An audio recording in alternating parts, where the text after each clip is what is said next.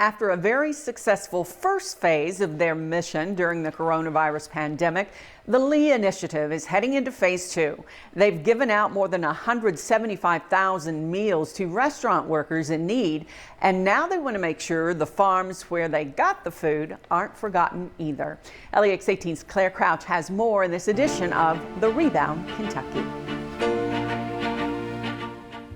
We hear the term farm to table all the time, but how often do we really think about where our food is coming from?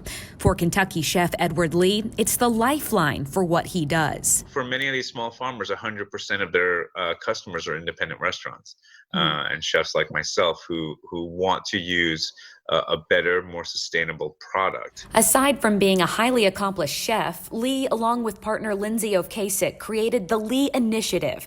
The programs they champion foster diversity and equality in the culinary world. And during the time of the coronavirus, they have stepped up and filled a void for their fellow peers in the industry.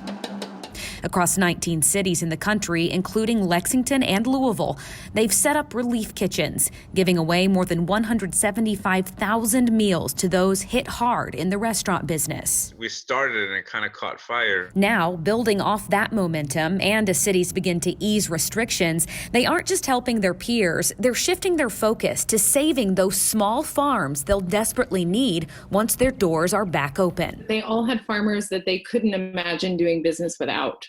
So that was the logical next step for us, is to help them get that food and to support those farms. Their goal, buy at least $1 million worth of food from sustainable farms and give that food directly to restaurants in those areas. This money will help ensure these small farms make it through the shutdowns and have enough money to continue to be viable. We distinguish ourselves from the chain restaurants because we use better ingredients and we buy from small farmers who care.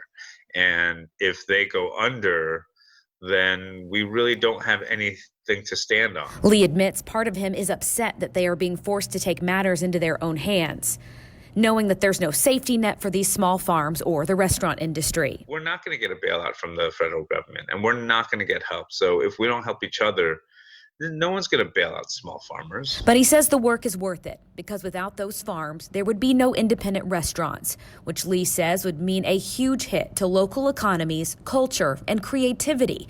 And he says that's just not a world he wants to live in. It's kind of our responsibility. I just don't see any other way out of it. In Lexington, Claire Crouch, LEX 18 News.